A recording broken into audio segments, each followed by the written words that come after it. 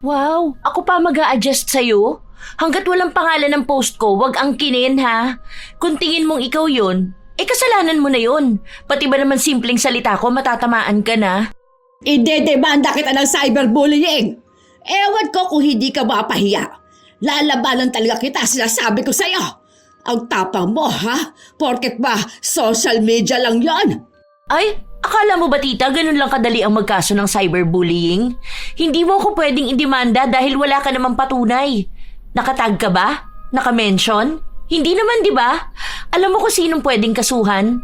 Yang anak mo. Ang dami kong screenshot ng mga paninira niya sa akin. Nagpo-post pa siya ng picture ko na ine-edit niya, di ba? Baka kapag ako nagkaso sa inyo umiyak kayo dyan. May mga comment ka pa nga doon na sinasabi mong wala akong utang na loob. Sige nga po, pakilista ang mga utang ko. Ako kasi wala akong matandaan Pero kayo po, merong utang na loob sa amin. Hindi lang yan. Literal na utang, meron ka po. Bago mang away sana, bayad-bayad din. Sadya talagang may mga tao na nakikinig sa sabi-sabi ng iba. Ganon ang ugali ni Puring. Hindi muna niya inaalam kung totoo ba ang sinasabi ng nagsusumbong sa kanya o gawa-gawa lang na paninira. Dahil sa ganoong klase ng ugali, sasapitin niya ang sumpa na magpapahirap sa kanya. Ano kaya ang kahahantungan ng kanyang buhay? Makukuha niya kaya ang kapatawaran ng iba o magiging sanhi lang ito ng lalo niyang pagkalugmok? Menche! Lumabas ka nga dyan! Menche! Oh, bakit Ano nangyayari? Bakit napasugod ka rito? Hoy, ikaw, ayusin mo yung pinagsasabi mo tungkol sa akin, ha? Ano yung sinasabi sa akin ni Tia Norma na nakikikabit na lang ako ng kuryente sa inyo, tapos nagpapakabit din ako ng iba? Ha? Wala akong sinasabing ganyan, te. Hindi nga kami nag-uusap ni Tia Norma dahil nga nagtatampo sa akin nung hindi ko pinautang. Simula nun kahit magkasalubong kami, hindi na niya ako kinikibo. Oy! Ayusin mo yung pinapakalat mo tungkol sa akin, ha? Akala mo yata kung sino ka na. Magsasalita ka tungkol sa akin porket ba nakikikabit lang ako ng kuryente sa inyo. Ay sige, hintayin mo ako. Ha? Kapag nagpadala ng pera si Lita, magpapakabit agad kami para tanggalin mo na yan. Hindi na kumibo si Menchi. Hinayaan niya lang ang pinsan na magsalita ng kung ano-ano tungkol sa kanya. Ganun talaga ang ugali ni Puring. Kahit na sinong kapitbahay nilang nakakausap niya ay inaaway niya. Kahit pa man may utang na loob siya sa mga ito. Kahit nga ang kanilang mga kapitbahay ay nakakaaway niya, kaya kapag siya na ang nangangailangan, wala nang ibang handang tumulong sa kanya. Nang kinagabihan na yon, umuwi na ang panganay na anak ni Menchi. Halata ang pagod nito. Bago siya kumain, nagpahinga muna.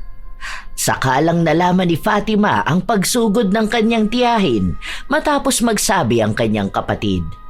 Wala na sanang balak ang ina na magsabi dahil alam niya ang ugali ng kanyang anak. Pero dahil madaldal ang kapatid ni Fatima, lahat ng nangyayari kapag wala siya ay nakakarating din sa kanya. Ang kapal naman ng mukha nun, ma. Bakit ikaw pa ang aawayin niya? Dapat siya ang inaway mo. Sabihin mo, nakikikabit na nga lang siya ng kuryente, siya pa ang magyayabang. Tingnan mo, mamayang madaling araw tatanggalan ko yan ng kuryente. Wag na. Hayaan mo na yun si Ate Puring. Ay hindi. Hindi pwede yung hayaan na yan. Tanda-tanda na niya nagpapaniwala pa siya sa mga kwento ng kamag-anak niyang tulad niyang tanga rin. Baka akala niya lahat ng tao kasing bait mo. Wala naman tayong mapapala kapag pinatulan natin sila. Sa mabilis siyang maniwala kapag may nagsasabi sa kanya Ilang taon na yan hindi pa magtanda. Para naman siyang bata na kapag nagsumbong na hindi kabate, hindi niya talaga kabate. Buisit Buti sana kung hindi siya nakikikabit sa atin ng kuryente. Saka totoo naman Tingnan mo mamaya kapag tinanggalan ko yan ng kuryente, mawawalan din yung kapitbahay nila. Wala akong pake kung may baby sa bahay nun. Sana dito sila sa bahay magsabi kung kailangan nila. Mamaya maging dahilan pa yan ng pagkasunog. Ay nako, nanggigigil talaga ako. Ang kapal ng pagmumuka. Tinotoo ni Fatima ang sinabi niya. Binunot niya ang saksaka na gamit ni Puring. Ang ginawa niya, sinira niya yon para kung susugod ang tiyahin niya, maipapakita niyang hindi magagamit ang saksakan. Nakita niya rin na walang kuryente ang isa nilang kapitbahay.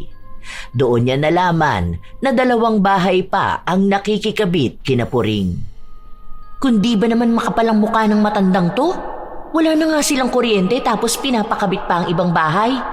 Ang siste niyan, sa kanya nagbabayad yung 2 bahay. Tapos magbabayad siya sa amin ng 500 dahil electric fan lang gamit nila. Kaya pala sobrang taas ng kuryente namin ngayon. Ay naku, hindi ka talaga makakakabit sa amin. Kuryentehin pa kita dyan makita mo. Katulad ng kanyang inaasahan, nagpunta nga sa bahay nila ang tiyahin niya kahit na 10 oras na ng gabi. Ang kanyang ama ang kumausap dito. Bakas ang kakaunting galit sa boses ni Puring. Nagrereklamo ito dahil mainit daw sa bahay nila.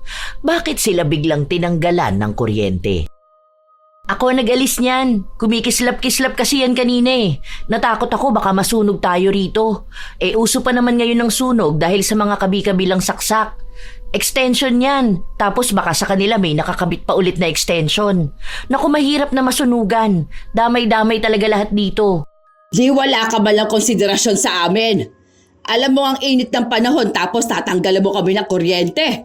Anong gusto mo? Magpaypay kami gabi-gabi, ha? Lo, sinabi ko na nga na baka masunugan. Check nyo pa kasi yan Kita mo, nagkikikislap-kislap. Hindi pwede yung ganyan.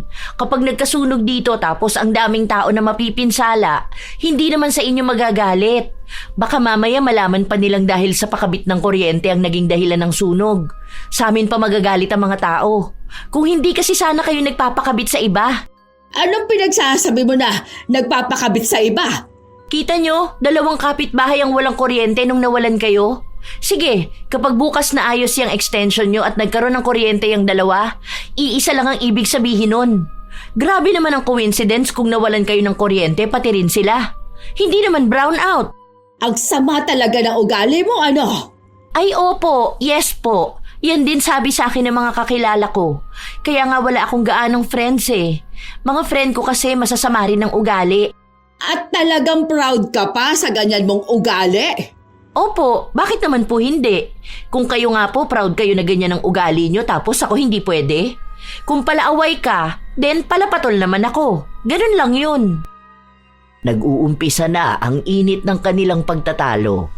Inawat na lang si Fatima. Pero kahit na ganon, hindi pa rin naibalik ang kuryente ni Puring. Nung nagkabit ng bagong saksakan, sinira ulit ito ni Fatima. Halos 3 araw na walang kuryente ang 3 kapitbahay nila. Isa yon sa mas lalong kinakagalit ni Puring. Hanggang sa isang araw, muli na naman itong sumugod sa bahay ni Menchi. Ang hinahanap naman na nito ay si Fatima.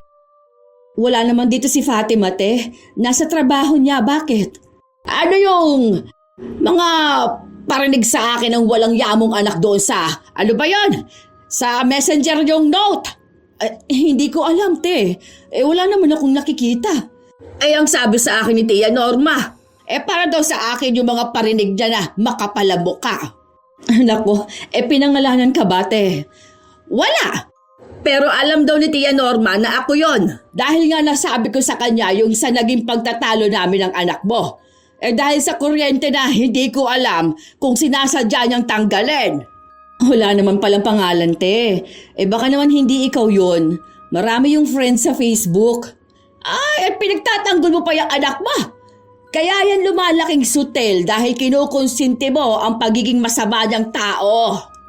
Hindi naman sa ganun, te. Alam ko naman na maldita si Fatima pero hindi naman siya masamang tao. Magkaiba yun, te. At sa pagiging maldita niya, hindi ko yun hawak dahil ugali na yun ang henerasyon nila. Pero hindi ko pinalaking masamang tao ang anak ko. Para namang hindi ko alam kung anong ugali mayroon niyang anak mo. Ang daming sinasabi sa akin ni Tia Norma, ha? Galit na galit daw palagi ang anak mo na yan. Tapos kung ano-ano pang mga chismis na pinapakalat niya tungkol sa akin, hindi ko kayang palampasin to mga ganito. Nung isang araw, Ang sabi sa akin ni Tia Norma, narinig daw niya yung kaibigan ni Fatima na magsabi bakit pa ako pinapakabit ng kuryente dapat daw magdusa akong papakin ng lamok. Hindi naman din sila nag-uusap ni Tia Norma, te. Isa pa, wala namang sasabihin na gano'n ng anak ko. Kilala mo naman si Tia Norma. Minsan hindi niya alam kung anong sinasabi niya. Tapos kapag kinokompronta naman yun sasabihin niyang hindi niya sinabi. Hindi na lang yun pinapatulan ng anak ko, gawa nga ng matanda na. Hindi nga sila ni Norma. Pero yung anak ni Norma, di ba, friend sila sa Facebook. Paano? Blinak ako ng anak mo. Takot ata na makita ko mga kalokohan niya sa buhay. Mamaya babalikan ko yan at mag-uusap kami. Ayaw ko pa naman sa lahat yung pinaparinggan ako sa social media. Kapag naisipan niyang i-unblock ako, yun ang gagawin niya. Pero kapag magpaparinig sa akin sabay block, kung hindi ba naman siya duwag sa personal, hindi ba? Hindi pa man nakakauwi si Fatima, nakaabot na sa kanya ang balita na yon. Kaya ang ginawa niya, dumiretso siya sa bahay ng kanyang lola Norma para kausapin ito. Siya kasi ang itinuturo ni Puring na nagsasabi sa kanya ng kung ano-anong kinakagalit nito sa kanya. Para matigil na rin ito sa paninira sa kanya. Kaso hindi man sila magkasundo, hindi siya pinapatulan ng dalaga. Hanggang sa dumating na lang ang ganitong sandali na napuno na siya. Na kahit na anong pagtitimpi niya, sasabog pa rin ang kanyang galit.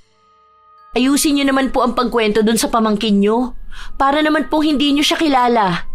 Matanda na rin kayo. Sana huwag kayo pa naiimbento. Ayaw niyong nababastos kayo pero kayo naman ang gumagawa ng paraan para bastusin kayo.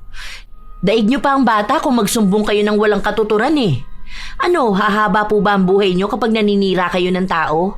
Magiging masaya ba kayo sa langit kapag alam niyong may nagagalit na tao? Hindi pa kayo magbago kakaunti na nga lang ang ilalabi niyo sa mundo. Di pa puro kabutihan ang ipairal niyo. Kaya naniniwala ako na hindi lahat ng matatanda dapat nire-respeto Respetuhin kung sinong may respeto rin sa iba. Nagpaawa naman ang matanda. Pakunwari na siya ang aping-api para magmukhang napakasama talaga ni Fatima. May paiyak-iyak pa itong nalalaman. Dahil nga sa matanda na siya, iisipin ng mga nakakakita na walang modo si Fatima. Pero ilan naman sa mga kapitbahay nila, alam ang away nila. Iba sa kanila, kampi kay Fatima. Ang iba naman ay naiinis sa kanya dahil hindi siya naaawa sa matanda. Pero para sa dalaga, kung nais ng isang tao na galangin siya, bata man o matanda, dapat ay marunong din siyang gumalang ng iba. Ilang sandali lang din ay dumating si Puring. Sakto at natalo siya sa sugal, kaya ang galit niya ay kay Fatima niya nais na ibaling. Dahil silang dalawa naman talaga ang nagkakainitan simula pa nung una. Nagsumbong si Norma na para bang sinaktan siya ni Fatima at yun ang pinaniwalaan ni Puring. Kung hindi ka nga naman bastos, hindi ba? Sumasagot-sagot ka sa mas nakakatanda sa'yo. Kung ano-ano pang lumalabas dyan sa bibig mo. Palibasa hindi ka pinagsasabihan ng mama mo. Hindi ho ako basta sumasagot lang. Pinaglalaban ko lang ang sarili ko.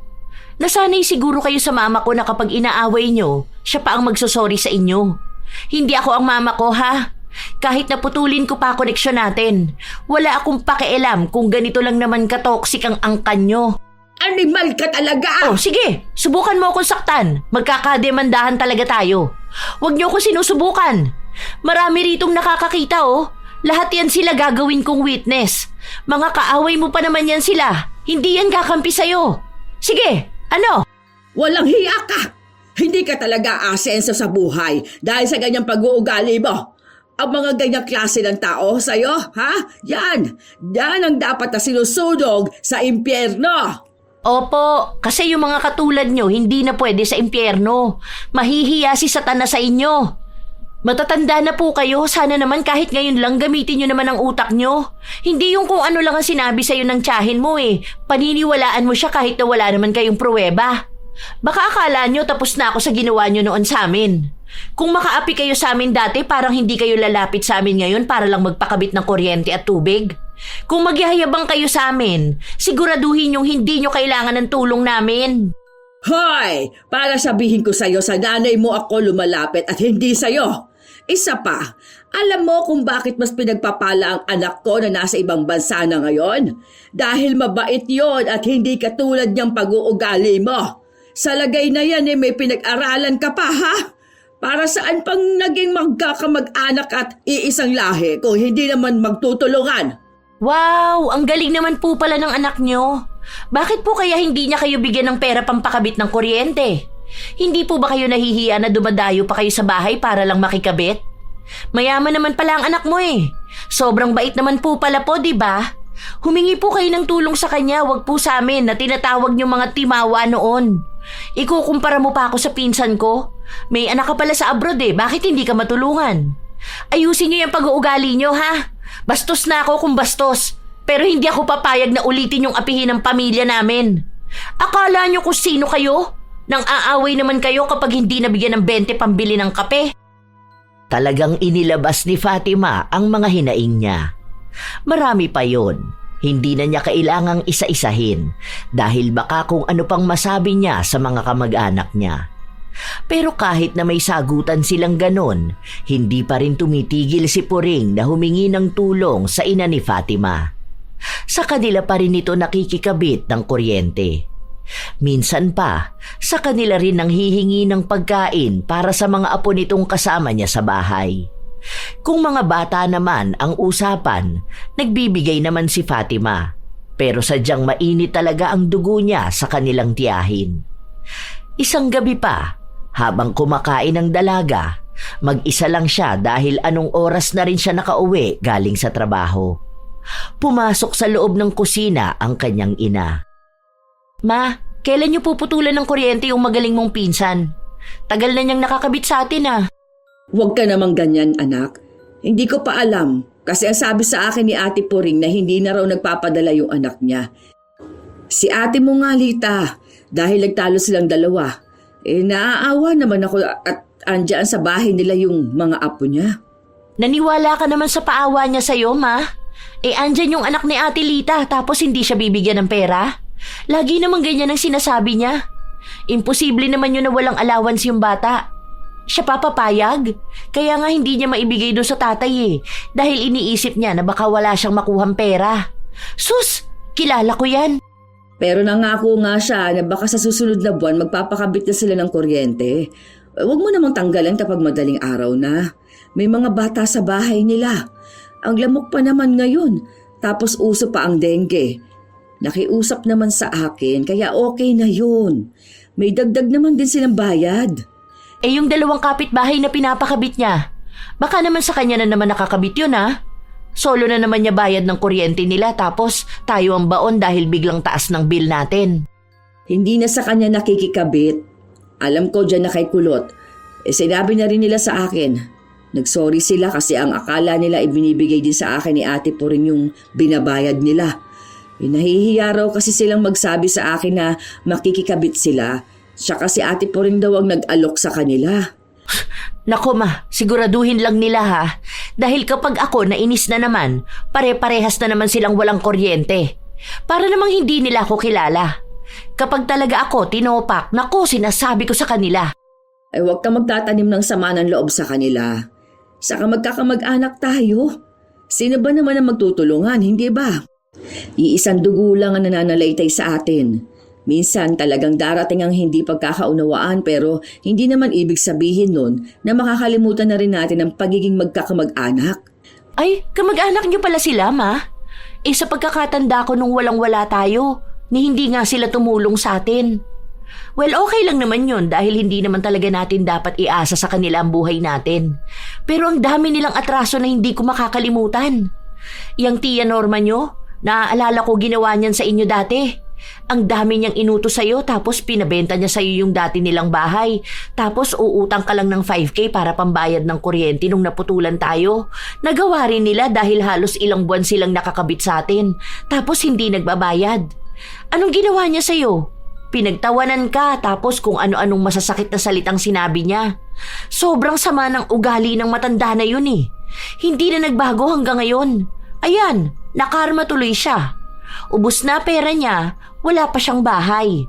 Tapos ngayon ang sinisiraan niya yung anak niya. Sinasabi niya na malandi raw dahil nakadalawang asawa na. Tapos puro siya paawa ngayon.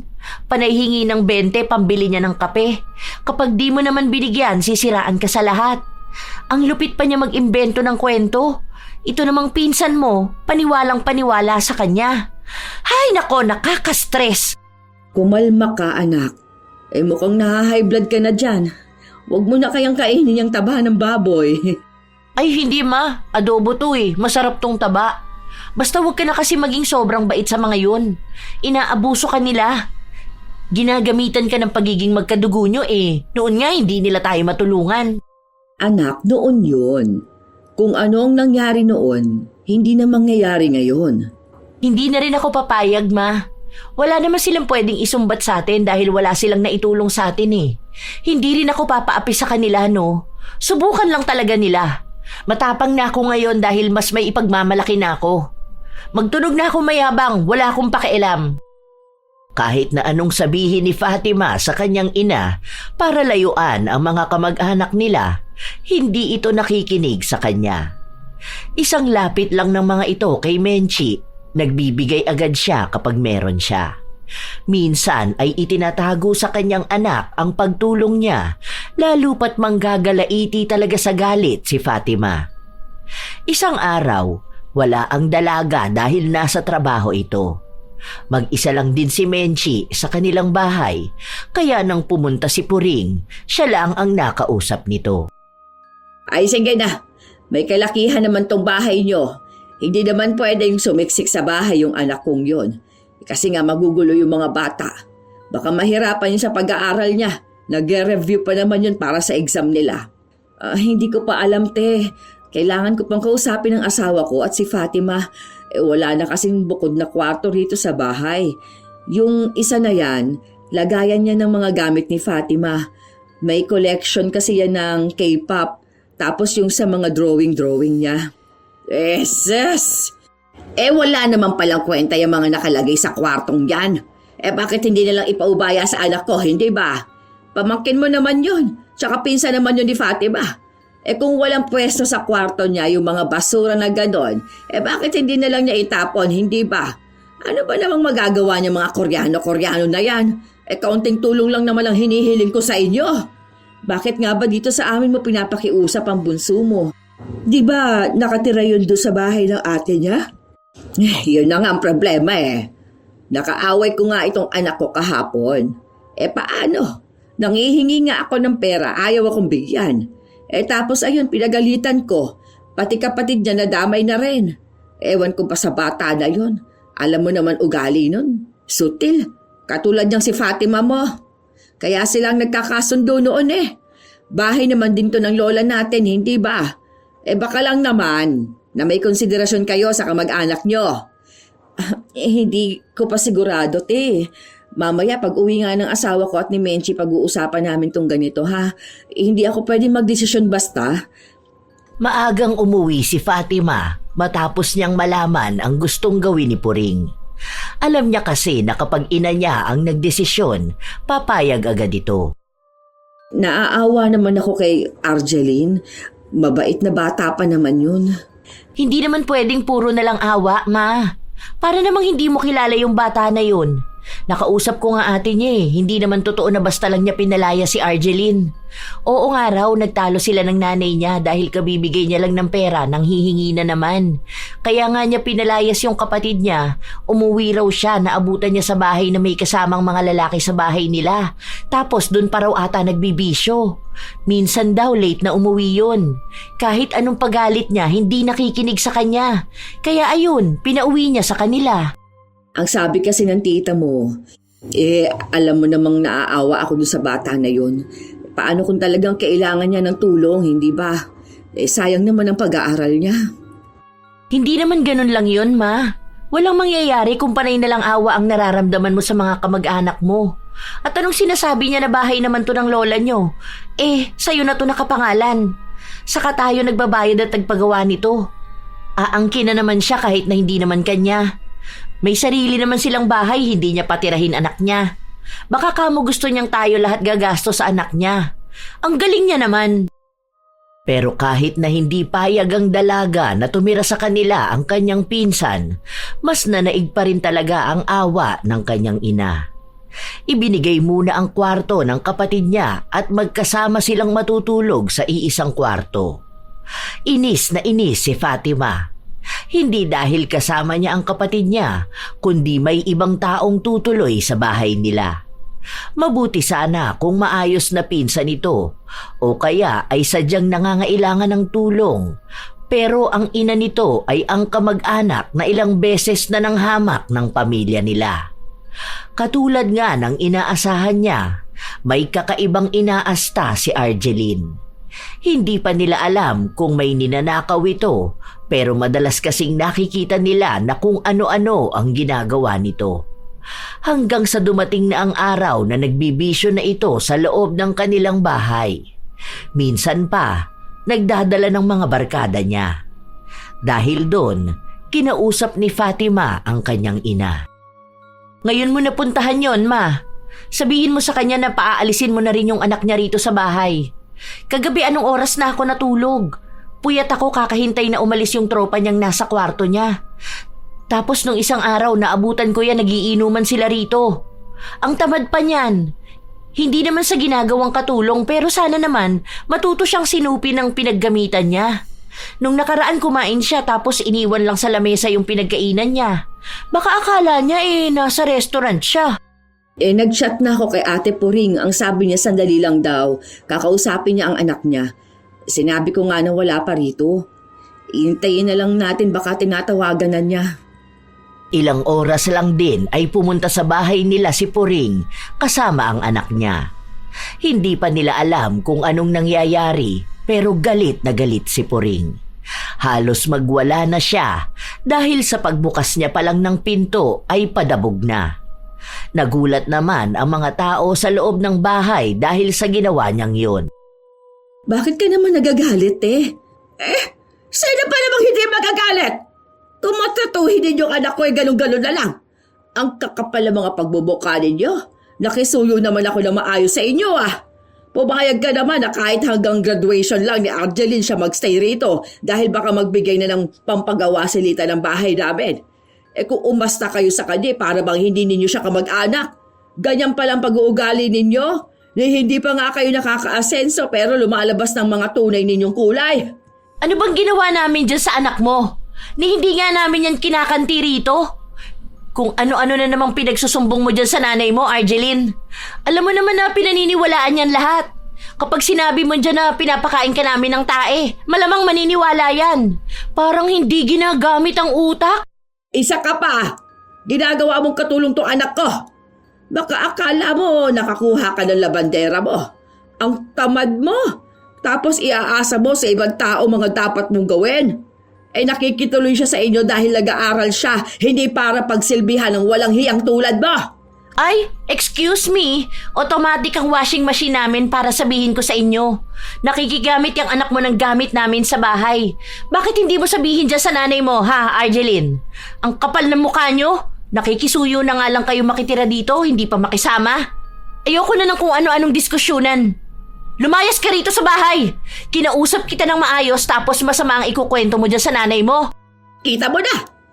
Kung makapagpalayas ka sa anak ko, ikala mo bahay mo to. Matanda ka na nga.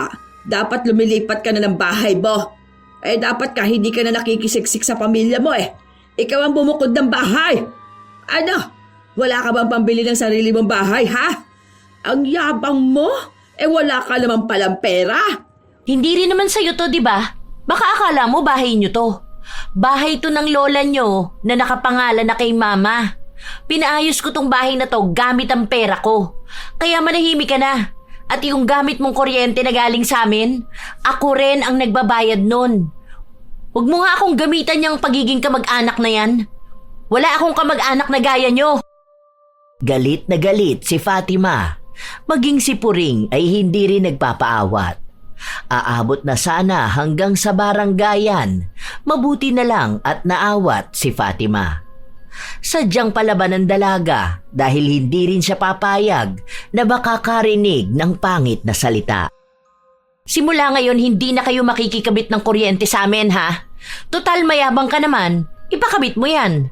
Isa pa, bawal yan sa batas. Kahit saan tayo makaabot, hindi mo pwede ipananggan na kaya ka nakikikabit ng kuryente sa amin dahil kamag-anak ka namin.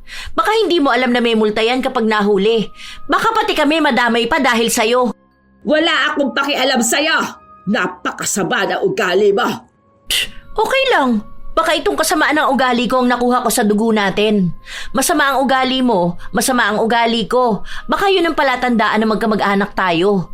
At least alam mong totoo nga na magkadugo tayo kasi nananalitay sa dugo natin ang pagiging masama ang ugali. May mga comment ka pa nga doon na sinasabi mong wala akong utang na loob. Sige nga po, pakilista ang mga utang ko. Ako kasi wala akong matandaan eh. Pero kayo po, merong utang na loob sa amin. Hindi lang yan. Literal na utang, meron ka po. Bago mang away sana, bayad-bayad din. Anak, tama na yan. Huwag mong sagot-sagutin ng tita mo. Tumigil ka na, anak, ha? Yan!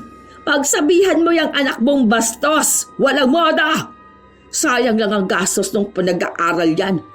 Tinatawag na edukadang sarili pero ganyan naman ang ugali. Hindi naman ikaw ang nagpaaral sa akin, kaya huwag kang manghinayang. Wala kang gasto sa akin kahit na magkano. Kada salita ni Puring, siya namang sagot ng dalaga. Siya ang nagsasalita para sa kanyang ina.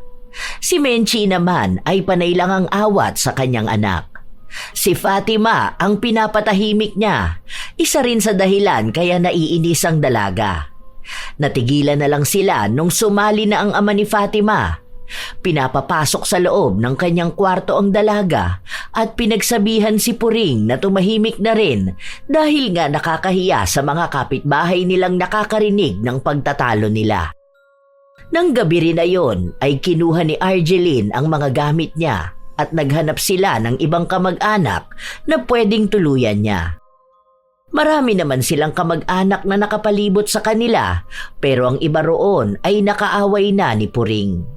Hindi na siya tinutulungan.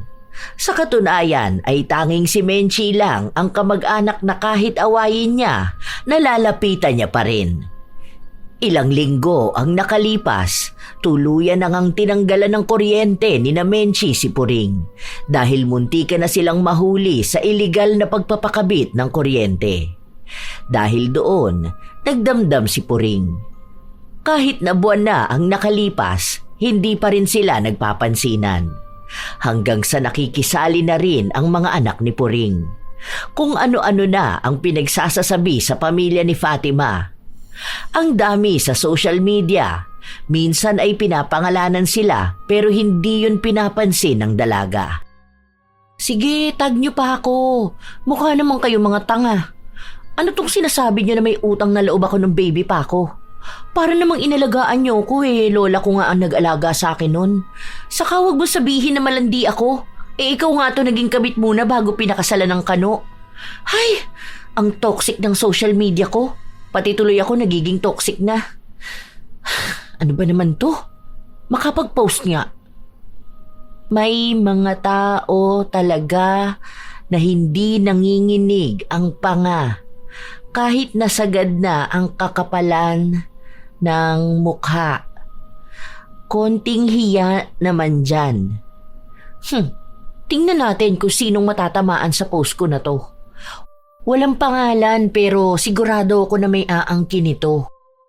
Wala na bang pinangalanan ng dalaga pero kinaumagahan ay maagang sumugod si Puring sa kanilang bahay. Galit na naman ito. Hindi pa man alam ni Fatima ang dahilan pero mukhang sa post niya ito. Te, wala naman yatang pangalan mo sa post ng anak ko. Alam mo naman mga kabataan ngayon kung ano-anong pinopost. Sa kasilita nga ang nagtag sa kanya, di ba? Bakit naman yung anak kong inaaway mo? Kung ayaw niyang matag siya ni Lita, bakit hindi niya i-delete ang social media niya, ha? Hindi yung nagpaparinig pa siya sa akin. Huwag mo nga ipagtanggol yung anak mo. Alam naman nating lahat na masama naman talaga ang ugali niyan. Proud na proud pa nga yan, hindi ba? Siyang makapalabuka. Dahil walang pasok sa trabaho ang dalaga, naiinis din siya dahil maaga siyang nagising. Gusto pa sana niyang magpahinga, pero masakit sa tenga ang boses ni Puring. Wala naman siyang balak lumabas pero naiirita siya sa boses ng kanyang tiyahin. Gusto niya itong patahimikin. Oh, andyan na naman pala yung hinayupak na yan. Ano? Masaya ka ba sa pagpaparinig mo sa akin, ha? Sobrang dami bang likes ng post mo? Baka gusto mong sumikat lalo kahit na alam mong may taong naaapektuhan. Sige ka pa ng parinig sa akin. Hindi kita pinaparinggan. Nag-post lang ako. Normal na post lang yun eh. Sa kung natamaan ka, hindi ko nakasalanan yun. Sabi nga nila, bato-bato sa langit, ang tamaan guilty. Ikaw ata ang unang tinamaan kasi akala mo lahat ng sasabihin ko tungkol sa'yo. Baka akala mo tita sa'yo lang umiikot ang buhay ko. May paganyan-ganyan ka pa, ha? Burahin mo yan. Sinasabi ko sa'yo, Fatima, magkakaalaman talaga tayo kapag hindi mo binura ang post mo. Wow, ako pa mag-a-adjust sa'yo? Hanggat walang pangalan ng post ko, wag ang kinin ha. Kung tingin mong ikaw yun, kasalanan mo na yun. Pati ba naman simpleng salita ko, matatamaan ka na? Idedemanda kita ng cyberbullying. Ewan ko kung hindi ka mapahiya. Lalabanan talaga kita, sinasabi ko sa'yo. Ang tapang mo, ha? Porket ba't social media lang yon? Ay, akala mo ba tita ganun lang kadali ang magkaso ng cyberbullying? Hindi mo ko pwedeng idemanda dahil wala ka namang patunay. Nakatag ka ba? Nakamention? Hindi naman, di ba? Alam mo kung sinong pwedeng kasuhan? Yang anak mo. Ang dami kong screenshot ng mga paninira niya sa akin. Nagpo-post pa siya ng picture ko na inedit niya, di ba? Baka kapag ako ang nagkaso sa inyo umiyak ka dyan. May mga comment ka pa nga doon na sinasabi mo na wala akong utang na loob. Sige nga po, pakilista ang mga utang ko. Ako kasi wala akong matandaan Pero kayo po, merong utang na loob sa amin. Hindi lang yan, literal na utang meron ka po. Bago mang away, sana bayad-bayad din. Ako pa ang pagbabayarin mo. Kulang pa nga yan sa danyo sa nagawa mo sa pagkatao ko. Ang dami mong paninira na sinasabi sa akin. Ay wow, parang ako pa po tita ang nakaagrabyado Hindi ba nang hiram ka sa amin noon ng laptop tapos hindi mo na binalik? Kasi nga sinanla mo dahil walang baon yung mga apo mo? Baka akala mo nakakalimutan ko na yon. Hindi lang yun. Naaalala mo nung ninakawan kami ng tablet? Tapos ang ginawa mo, tinulungan mo yung magnanakaw na ibenta yon. Akala mo hindi namin makikita, no? Ikaw ang tinuro nung nakabili. Hindi ka ba makamove on, ha? Ang tagal-tagal na nun pabalik-balik ka sa issue. Ilang taon na yon? Nagpatawad na nga ako, tita. Isa pa, kahit na matagal na yon, kasalanan mo pa rin yon. Ni hindi ka nga humingi ng tawad sa mga ginagawa mo. Buti nga nagpapatawad pa ako. Hindi matatabunan ng ilang taon ng kasalanan mo. Yun ang isa sa problema sa'yo. Akala mo kapag tapos na, okay na. Aba, dapat lang. Sino ka ba para magtanim ng sama ng loob sa akin? Wala kang karapatan dahil mas matanda pa rin ako sa'yo. Pero dati pa naman po yun. Ngayon, mahirap na ako magpatawad. Hindi na nga dapat kita kinakausap Lalo na hindi na rin naman kamag-anak ang tingin ko sa'yo. Siguro masasabi ng iba na mas malagkit pa rin ang dugo, pero sa akin hindi. Kaya kong mag-cut tie sa mga kamag-anak na toxic at pabigat sa buhay ko. Kaya ikaw ang mag-move on. Tinanggalan ka lang ng kuryente, akala mo inapi ka naman. Responsibilidad mo naman magpakabit ng sarili mo dahil kamo may anak kang nasa ibang bansa. Tama na yan. Baka kung saan na naman umabot ang usapan na to Tepuring naman. Alam kong meron kayong hindi pagkakaunawaan ng anak ko pero sana naman wag mong bigyan ng ibig sabihin yung mga galaw niya. Nung nakaraan nag-post lang siya ng picture ng pagkain tapos sumugod ka rito dahil ang sabi sa'yo ni Tia Norma, iniinggit ka raw ng anak ko. Wala na mo nakasulat doon. Post lang mismo ng pagkain. Nung tinanong kita kung sino nagsabi kay Tia Norma, hindi niyo naman masagot. Yun na nga. Kaya nga magbura siya na social media niya. Lahat tanggalin niya. Try mo na lang kayang i-block ang anak ko. Hindi naman pwedeng alisin niya ang social media niya. Kasi doon lang din naman niya nakakausap ang iba niyang kamag-anak sa mga kaibigan. Saka sa panahon ngayon, maraming nagagawa ang social media lalo na sa generation nila. Para ano? Para hindi ko makita mga pagpaparinig niya sa akin? Kung gusto niyang wala akong makita, wag siyang mag-post o kaya i-delete niya. Ganun lang naman yung kasimple. Siya nga ang nagpapaka-toxic sa social media. Hindi na lang nagsalita si Menchi. Sanay kasi si Puring na siya ang huling nagsasalita. Kaya kapag may sumagot pa sa sinasabi niya, babawian niya ito ng isa pang salita hanggang sa hindi sila matatapos kung hindi tatahimik ang isa. Magiging malala lang din ang awayan dahil minsan kapag galit na galit talaga si Puring, nakakapanakit siya ng iba. Nang umalis na rin ito, saka naman pinagsabihan ni Menchie ang kanyang anak na bakas pa rin ang gigil sa tiyahin niya. Huwag mo na rin pagpapatulan ng mga yon. Wala ka rin namang mahihita sa kanila kapag inaway mo. Sana, tuwing mga away siya ng walang katuturan, manginig ang panga niya. Nakakainis eh. Para naman madala siya. Sa ilan pang mga araw na nakalipas, hindi pa rin tumitigil ang mga anak ni Puring na siraan ng dalaga sa social media. Hindi naman din kasi umaawat si Puring. Sa halip ay panay din ang kanyang comment ng kung ano-anong paninira. May nakita pa nga ang dalaga na comment niyang kung magiging mayaman man si Puring, si Fatima ang una niyang ipapapatay. Sinabi rin niya na mura lang naman daw ang ibabayad niya para patahimikin ang dalaga. Kahit na alam ni Fatima na hindi yayaman si Puring, nakakatakot pa rin ito lalo na't may pagbabanta sa buhay. Dahil doon, nireport ng dalaga ang comment na yon. Baliw na ata talaga to. Hindi niya alam na maraming tao ang makakakita ng comment na yon. Kahit ilang taon pa yung lumipas, paano kung magkataon na may makahanap nung sinabi niya? Ang lala ng digital footprint niya may pagbabanta pa sa buhay ko. Kakatakot. Hindi man lang kinikilabutan sa mga pinagsasasabi niya online. Ang dali lang ma-screenshot nun. Kapag nagkaroon ng kaso, iiyak-iyak naman dahil walang pambayad sa abogado. Makikiusap tapos dadaanin na naman sa magkamag-anak dapat hindi nagkakasiraan. Pero siya naman tong mapanira na tao. Napapailing na lang ang dalaga sa ginagawa ng kanyang tiyahin. Ang buong akala niya ay wala nang dahilan si Puring para sugurin siya at awayin dahil hindi na siya nagpapapatol sa social media. Pero mukhang maraming paraan si Puring para makahanap ng pag-aawayan nilang dalawa. Kinabukasan, pag-uwi ng dalaga, halata ang pagod sa kanyang muka pero naabutan niya ang kanyang tiyahin na nag-aabang sa bahay nila. Mukhang galit na naman ito. Hindi naman alam ni Fatima kung ano na naman ang dahilan. Hindi po ba kayo napapagod sa ginagawa niyo? Tingnan mo nga hingal na hingal ka na dyan dahil sa galit mo. Ano na naman ang sasabihin mo sa akin? Kasi kung wala naman niyang katuturan, huwag niyo nang sabihin. Wala akong post na kahit ano. Wala akong kamag-anak na kinakausap tungkol sa'yo. Nananahimik na ako. Utang na loob naman. Pagod na ako buong maghapon. Buti pa kayo walang trabaho at ang dami niyong time ang away. Hindi talaga ako titigil na awayin ka. Paano'y walang hiya ka?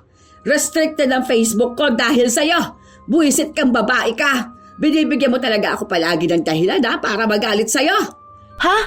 Pati ba naman yan kasalanan ko? Ano namang kinalaman ko sa account mo?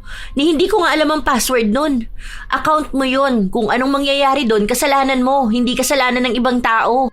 Sabi sa akin ni Argeline, baka raw inireport mo ako kaya ganyan. Ikaw talaga may pakana ng mga ganitong nangyayari sa akin eh. Eh yun ang alang ang kasiyahan ko tapos gusto mo pang ipagkait sa akin? Ganyan ka na ba talaga kasakim na tao ha, Fatima? Tita, huwag ka pong umasta na aping-api ka po, ha? Hindi ko alam kung anong ginagawa mo sa account mo. Baka naman may nalabag ka sa guidelines tapos sa akin mo isisisi. Yung mga nangyayari sa inyo, hindi ko po yan kasalanan, ha? Huwag kasi puro bashing ang inaatupag sa social media. Kaya dapat hiwalay ang Facebook ng mga toxic na tao eh. Hindi na lang binigyan ng pansin ni Fatima ang pang-aaway sa kanya ng kanyang tiyahin. Kahit naman anong sabihin niya ay hindi rin naman ito titigil sa pagsasalita. Hanggang sa umuwi na lang si Puring. Pero kahit na naglalakad dito pa uwi, dinig pa rin ang pagdaldal nito. Alam ni Fatima na ipinagkakalat na rin ng kanyang tiyahin kung gaano siya kasamang tao. Pero wala na yon para sa dalaga dahil bata pa lang naman siya noon, naririnig na niya yon. Kahit noong nasa elementarya pa siya, pinapatulan na niya si Puring. Pinagkakalat din ang kung ano-anong maling balita tungkol sa kanya at kapag sumagot siya, susugod ito sa kanilang bahay. Hindi ko alam kung nababaliw na yung pinsan mo, ma. Lahat na lang yata isisisi niya sa akin. Baka kapag sininok yun, susugod yun dito para mang-away. Ako na naman sisisihin niya kung bakit siya sinisinok. Ay, nakakasawa yung ganung pag-uugali. Bata pa lang ako noon, ganyan na siya. Hanggang ngayon ba naman? Tingnan mo, magkakakampi sila ng mga kamag-anak niya laban sa akin. Sa susunod niyan, kaaway na naman niya anak niya. Ang gulo ng buhay niya. Hayaan mo na lang. Wala ka din namang mapapala kapag pinatulan mo siya. Ikaw lang ang magbibigay ng stress sa sarili mo. Hindi naman yun basta magbabago eh. Ay, hindi uubra sa akin yung hayaan na lang siya. Kaya yan namimihasa kasi puro hayaan. Tingnan mo yung tiyahin mong si Norma. Kakasabi niyong hayaan na lang siya.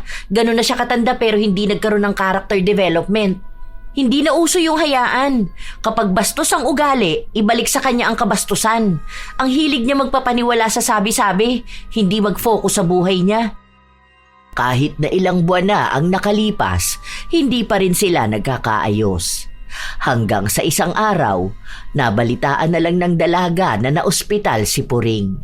Nanghihingi raw ito ng tulong sa kanila dahil walang pambayad sa pribadong ospital na pinuntahan niya. Hindi raw nagpadala ang anak niyang nasa ibang bansa dahil kaaway daw nun ang isa pa niyang anak na kinakampihan ni Puring. Ngayon, sila-sila ng pamilya ang nagkakagulo. Wala namang ibang malalapitan si Puring kundi ang pinsan niyang si Menchi. Si Menchi naman ay nagpaabot ng tulong. Kaya nang malaman nito ni Fatima ay naiinis na naman ang dalaga. Hayaan mo na anak. Wala naman siyang ibang malalapitan. Saka alam mo naman ako, basta't may lalapit sa akin hanggat kaya ko namang makatulong, itutulong ako. Ayan na naman tayo sa hayaan na eh. Tingnan nyo, hindi ako magkakamali na sa susunod na linggo, susugod yan dito sa bahay dahil may narinig na naman siyang chismis na ako raw ang nagsabi. Tingnan natin. Kilala ko na yan. Hindi niya kayang mabuhay nang hindi siya nagagalit. Tama nga si Fatima. Dahil maaga pa lang nasa bahay na nila si Puring. Galit na galit ito at kapansin-pansin na nanginginig ang panga nito kapag nagsasalita. Wala na sanang balak ang dalaga na pansinin ito dahil gusto na niyang ilapat ang likod niya sa higaan para kahit na paano ay makapagpahinga. Pero maraming lakas ang kanyang tiyahin para magsimula ng gulo. Hindi ka na talaga naawa sa akin, ano? Inaano na naman ba kita? Ano yung sinasabi ni Tia Norma na ipinagkakalat mo sa lahat na nakakarma na ako? Sinabi niya yun? Sige, ako ang kakausap sa matanda na yon. Buisit na yan. Lahat na lang ako may kasalanan. Hindi ko na nga kayo pinagkakausap eh. Sa bagay, totoo rin naman siguro. Kaya nanginginig yung panga mo dahil wala kang ibang ginawa kundi ang mang-away. Di ba, ma? Sabi ko sa'yo susugod yan dito sa bahay dahil may nabalitaan na naman yan na hindi totoo. Hindi ka ba nananawa, tita? Na nagagalit ka sa mga kwento lang naman sa'yo? Alam nga namang ikaw ang paniwalaan ko, di ba? Tingin mo ba, sasabihin nila yan kung hindi totoo? Ano akala mo sa mga taong nakakausap ko, ha? Malamang. Kaya nga nagsasabi sa'yo yung tiyahin mo dahil kapag may binalita siya sa'yo, bibigyan mo siya ng pangkape. Kawawa nga kayong dalawa sa totoo lang eh. Siya kailangan magsinungaling dahil kahit gano'n na siya katanda, walang nangyari sa buhay niya. Tapos ikaw, nagpapapaniwala sa mga walang katuturan na bagay. Kung aawayin mo lang ako, tama na. Dahil wala ko sa mood ngayon. Masakit ang ulo ko. Habang tumatagal, mas lalong lumalala ang panginginig ng panga ni Puring. Dahil sa nangyayari sa kanya ay bibihira lang siyang makapagsalita. Minsan pa nga na may nakaaway siyang kapitbahay nila dahil lang sa narinig niya ang tungkol sa nakikikabit ng tubig. Dahil sa inis ng kasagutan niya, sinabihan siyang parang adik kung magsalita. Parang may nginunguya kahit na wala naman. Dahil sa pagpapatuloy niyang mang-away ng mga tao, wala na ring nagpakabit sa kanya ng tubig. Wala namang tutulong din sa kanya na mag-igib dahil masyado pang bata ang mga apo na kasama niya. Matanda na rin naman ang asawa niya para magbuhat-buhat. Dahil doon, Iisang tao na naman ang naging takbuhan niya. Sige na. Kahit mga isang buwan lang. Alam mo naman na mahirap ang walang tubig sa bahay, di ba? Hindi ako makakakilos nun na maayos. Kung mag-iigib naman ako, hindi ka ba naaawat? Matanda na ako. Tapos kung magbabayad naman ako, mahal yon. Tapos baka kung saan lang nila kunin ng tubig. Alam mo naman ang mga kabataan ngayon, mga maluloko. Sige na, para namang hindi kita pinsan. Wala tayong pagdadaanan na hose. Pwede yan yung paikot sa likod ng bahay ni Ate Juvie, oh. Kaso mahabang hose ang kailangan natin kapag ganun. Ang mahal pa naman ng hose ngayon. Pero kung meron ka naman, sige, okay lang. Ako pa bang magpo-provide doon? Hindi ka malamba maaawa sa akin. Ganito na nga ako, nangangayayat na nga rin ako dahil hindi ako masyadong makakain. Ang sakit kaya ng pangak ko. Akala mo ba simple lang to? Pasalamat ka na lang at hindi sa'yo nangyari tong ganito.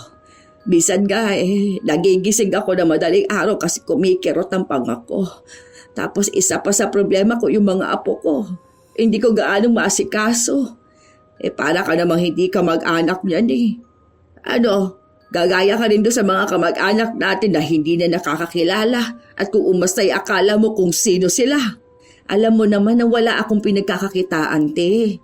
Wala naman akong trabaho Yung pera ko, bigay lang naman yun ni Fatima.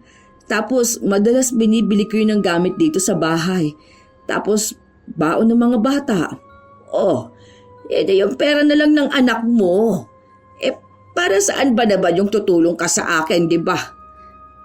Baka naman makonsensya ka niyan kapag wala na ako, ha? Aanhin pang damo kung patay ng kabayo, ika nga, di ba? Alam ko naman na may pagtatalo kami ng anak mo. Bastos naman kasi yun. Pero sigurado namang hindi yun magiging dahilan para hindi mo ako tulungan, hindi ba? Magpinsan tayo. Nadala na naman si Menchi sa mga paawa sa kanya ng pinsan. Inilihim niya sa kanyang anak ang pagpapakabit ng tubig kay Puring at maging ang paggastos niya para bumili ng hose. Ilang buwan ang nakalipas, hindi pa rin pinapaalis ni Puring ang pagpapakabit niya ng tubig. Hindi pa rin yun napapansin ng dalaga dahil ang dami niyang ginagawa sa trabaho, kaya kapag umuuwi siya ng bahay ay pagod na siya. Ang kanyang ina rin naman ang nagbabayad ng bills. Nag-aabot lang siya ng pera kada sahod. Hanggang sa isang araw. Anong oras ang graduation bukas ni Lian, ma? Basta 12 p.m. daw dapat andoon na. Hindi ko lang alam anong oras ang start.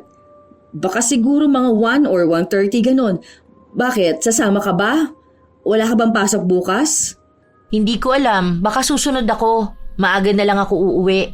Undertime na lang siguro ako bukas. Graduation din ng apo ni Puring, di ba, ma? Makapuring ka naman dyan. Tita mo yun, hoy. Ano ka ba? Pero oo, bukas nga rin. Ang bilis ng panahon Noong nagpupunta yun dito sa bahay, ang bata pa nun. Magkikita pala kayo doon, Huwag niyong isasama bukas yon kapag kakain tayo sa labas. Yung bata pwede pa pero yung pinsan mo wag. Masisira lang talaga ang araw ko. Ipapabukod ko bill niya. Malamang yung anak no na nasa abroad magpapadala sa kanya. Pagkatapos nilang magsiraan sa social media, ayun, bati na sila ngayon. Mga baliw Hanggang sa kinabukasan, naging abala pa rin ang dalaga. Pero katulad nga ng kanyang pangako, sumunod naman siya. Sakto natapos na ang graduation at umaalis na ang mga tao. Hinahanap ni Fatima ang kanyang ina nang makita niyang tila sinisigawan nito ni Puring. Dinuduro-duro niya pa. Dahil doon ay galit na nagtungo roon si Fatima. Ano bang ginagawa mo? Wala ka na talagang hiya, Pati ba naman sa ganitong lugar? Aba, kayong walang hiya! O ayan, dumating ka na para naman maging mas masaya ang pagpapahiya ko sa mga walang kwentang tao. Pag-usapan na lang natin to sa ibang lugar. Ang daming nakatingin sa atin, Hindi! Ay masyado kang atribida Ano na naman ba to, ha? Bakit dito ka ba gumagawa ng iskandalo? Paano yung nanay mo masyadong papansin? Siya ba naman ang umakyat sa apo ko? Moment ko na to, mga agaw ka pa! Hindi ko naman sinasadya, te. Umiiyak na yung bata kasi nga siya na yung susunod tapos wala ka pa. Nung tinawag siya, pumunta na ako kasi nakakaawa naman. Aakyat sa stage, mag-isa lang siya. 5 bata na ang natawag pagkatapos niya saka ka lang dumating. Hindi ko naman alam na nasa banyo ka pala noon. Oh, yun naman pala eh. Kasalanan mo naman pala tapos sa ibang tao mo isisisi. Anong gusto mo? Umiyak yung apo mo dun sa stage? Baka akala mo ganun ka kaimportante sa lahat ng tao rito para ihinto nila ang graduation hanggang sa dumating ka. Mga away ka pa, hindi ka nalang magpasalamat. Wala talaga sa hulog yung pag-uugali mo. Kami ang ipapahiya mo eh. Ngayon pa lang alam na ng mga nakakarinig sa atin kung anong mali mo. Huwag mo akong pinagsasalitaan ng ganyan, buisit ka. Ano na namang ipagyayabang mo sa akin ngayon? Na nakikikabit na naman ako ng tubig sa inyo, ha? Wala kayong karapatan namang agaw ng moment ko. Apo ko yun eh. Bakit? Hindi ba nila mahihintay kahit saglit, ha? Nagbanyo lang ako dahil ihina ako eh. Ang sabihin mo kamo, yang nanay mo, gusto na palaging siya ang bida. Pati ba naman apo ko sasamahan niya sa stage? Una, hindi ko alam na nakikikabit ka sa amin ng tubig. Yun naman pala eh. Ikaw ang may kailangan sa amin, hindi kami. Dahil sinabi mo yan, bukas na bukas wala ka ng tubig. Huwag mong inaaway ang mama ko ha. Kung noon kaya nyo siyang ipahiya, hindi na ngayon. Wala ka ipagmamalaki sa akin dahil ikaw ang nakikinabang sa amin. Kung hayop ako, mas hayop ka. Ang kapal talaga ng pagmumukha mo. Ganyan na nga ang nangyayari sa'yo, hindi mo pa rin inaayos ang pag-uugali mo. Masamang tao na ako sa pagsagot ko sa nakatatanda pero sa totoo lang, kasi hindi naman lahat ng nakatatanda dapat talagang ginagalang eh. Mukhang sa edad mong yan, ngayon ka dapat tinuturuan ng leksyon. Nagmamalasakit na lang sa apo mo, magagalit ka pa. Kung aakyat yan mag-isa sa stage, baka dalhin niya yung lungkot ng graduation niya hanggang sa paglaki niya. Dahil sino ba naman bata ang gugustuhin umakyat mag-isa sa stage? Palibasa wala kang alam. Simula ngayon, wag ka na lalapit sa amin at hihingi ng tulong ha. Kaya mo na yung sarili mo. Umalis na rin agad sila dahil sa kahihiyan ng pag-ieskandalo ni Puring. Hindi lang doon natapos ang lahat dahil maingay na naman si Puring sa social media. Kung ano-ano na namang mga pinagsasabi niya. Lahat yon ay may kinalaman sa pagiging masamang ugali ni Fatima. Isang hapon, habang nasa kwarto ang dalaga, nagbabasa siya ng mga post ng kanyang tiyahin.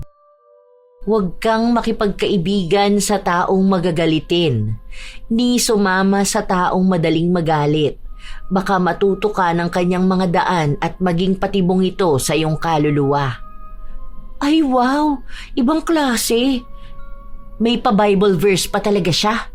Pagkatapos nito, may post naman ng paninira sa akin na masama ang ugali ko. Ayan, kaya nare-restrict ang account mo eh, kung ano-anong kalokohan niyang pinaggagawa mo. Hay nako, kailan kaya magbabago to? O ang tanong, kung magbabago pa ba siya? Hinayaan na lang ng dalaga ang kanyang tiyahin na magwala sa social media. Hanggang sa nabalitaan niya na nahack raw ang account nito. At sa inaasahan nga niya, sa kanya na naman isinisi. Pinagbibintangan na siya ang gumawa nun. Natatawa na lang ako kay tita. Ano ba naman yan? Sa akin pa talaga sinisi. Malamang kung ano-anong pinakiklik niya. Account niya yun. Malamang siya lang nakakaalam ng ginagawa niya doon. Mukha ba akong hacker? Ni wala nga akong gaanong alam sa technologies na yan. Sarili ko ngang account, minsan hirap pa akong i-access. Tapos bubuksan ko pa account niya. Ang sabi nga niya sa akin, may nag-send daw ng link sa kanya tungkol daw ata sa magbibigay ng 100k ang Jollibee. Kapag click niya, ayun daw, parang nagloko yung Facebook niya tapos bigla na lang niyang hindi mabuksan.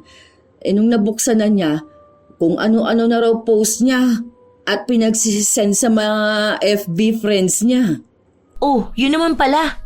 Siya naman na may kasalanan nun. Buti wala ako kanina, baka nag-away na naman kaming dalawa. Diba? Sabi na ang bilis niya magpapaniwala sa mga nakikita at naririnig niya eh. Kaya kapag sinabi sa kanyang magbibigay ng 100k si SpongeBob, maniniwala talaga siya. Tapos kapag na-scam siya, sa akin niya isisisi. Para namang kasalanan ko ang katangahan niya. Ano na pala nangyari dun sa panga niya, ma? Nakatabingi na nga, pero nanginginig pa rin. Para siyang kumakain ng bubble gum. Ang sabi pa nga niya sa akin, madalas daw mangalay ang panga niya. Ang laki nga ng ipinayat niya ngayon. Ang tanda ko nga, sabi niya 47 na lang daw ang timbang niya. Dagdag pa na stress siya sa lahat ng bagay. Paano naman kasing hindi siya masistress kung lahat na lang papansinin niya? Nagpaka-toxic na tao kasi siya eh. Ngayon ramdam na niya yung sarili niyang lason. Maaawa na sana ako sa kanya kaso hindi naman nagbabago ang ugali niya. May nangyayari na nga sa kanya pero hindi niya pa rin inaayos ang pakikitungo sa ibang tao. Inaaway niya pa rin yung mga tao na hindi dapat inaaway. Hay nako, paano siya tutulungan ng iba kung ganyan siya? Sa mga sumunod pang araw, kung ano-ano na lang ang nababalitaan ng dalaga tungkol sa kanyang tiyahin. Minsan pa nga itong naipatawag sa barangay dahil may sinaktan itong dalagita dahil lang sa narinig niyang kwento kung kani-kanino. Mas lalong dumami ang naging kaaway ni Puring. Pati pamilya niya ay nagkagulo-gulo na rin dahil kahit mga anak niya ay inaaway niya. Hanggang sa lumala na rin ang nangyayari sa kanyang panga. Bibihira na lang siyang magsalita dahil kumikirot ito palagi. Kahit nadalhin siya sa ospital, walang ibang paraan para gumaling siya. Dahil hindi naman natitigil ng mga gamot na iniinom niya ang panginginig ng kanyang panga. Mas lalo lang nakakaapekto sa katawan niya ang mga gamot. Nakakasama pa nga sa kanyang kalusugan. Hanggang sa lumapit ulit si Puring, pero sa pagkakataon na ito, ay si Fatima na ang hiningian niya ng tulong. Esensya ka na, pamangkin. Patawarin mo sana ako sa mga nagawa ko. Sana tulungan mo naman ako.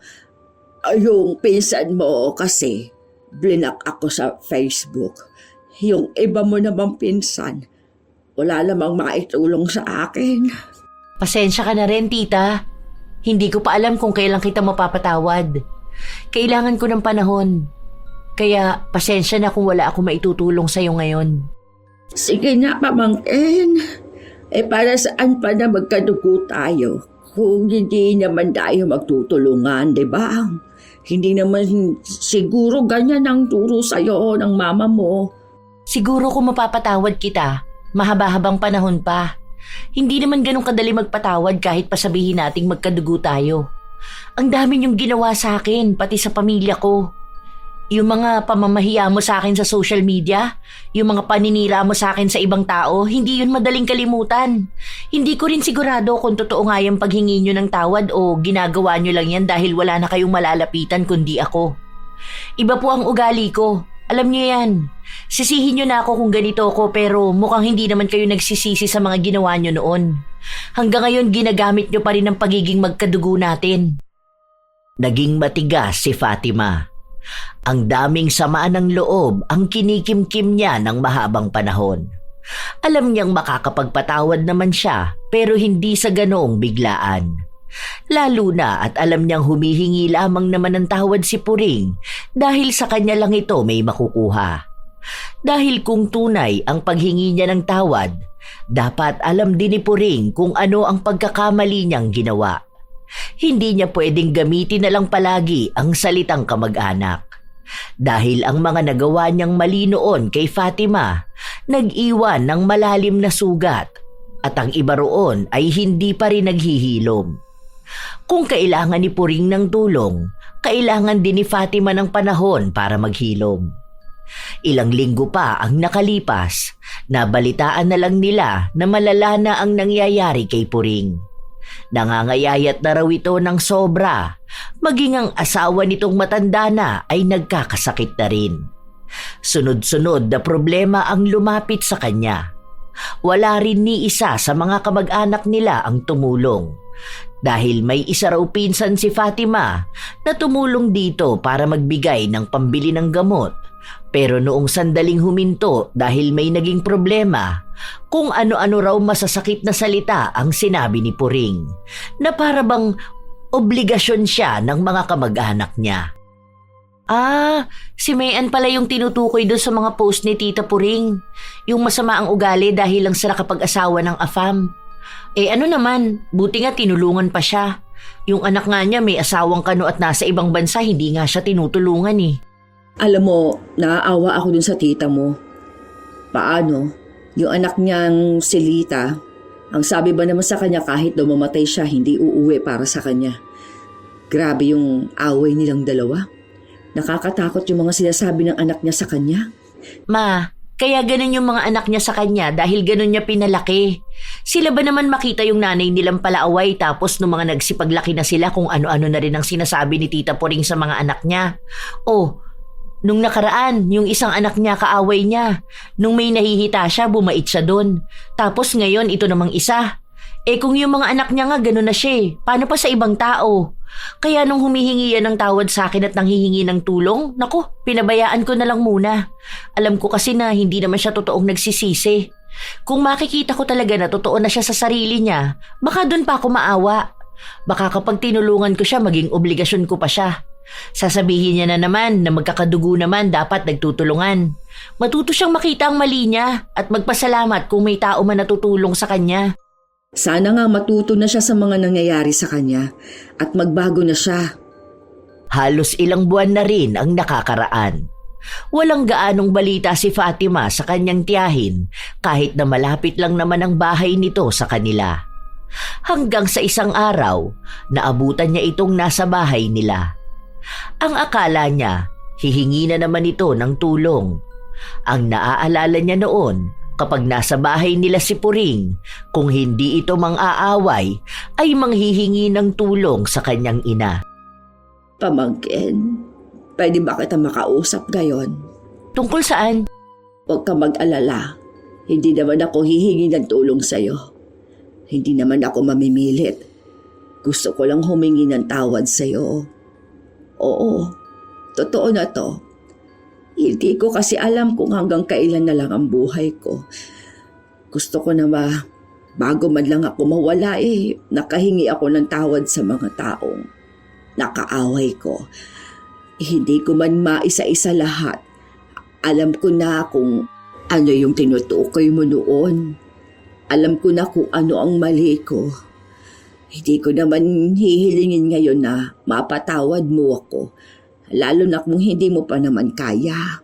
Pero sana'y dumating ang araw na mapatawad mo rin ako sa mga nagawa ko sa iyo at sa pamilya mo. Salamat din dun sa mga naitulong mo sa akin noon. Tama ka na hindi lahat ng bagay ay madadaan ko sa pakikipag-away. Dahil sa ginagawa ko, nawalan ako ng taong handang tumulong kapag kailangan ko na. At hindi ko habang buhay na magagamit ang salitang magkadugo kung hindi rin naman ako naging mabuting kamag-anak noon. Hindi nagbigay ng tugon si Fatima dahil hindi niya alam kung anong sasabihin niya. Hanggang sa paglipas pa ng ilang mga araw, nalaman ng dalaga na inisa-isa ni Puring na hingan ng tawad ang mga taong nagawa niya ng mali.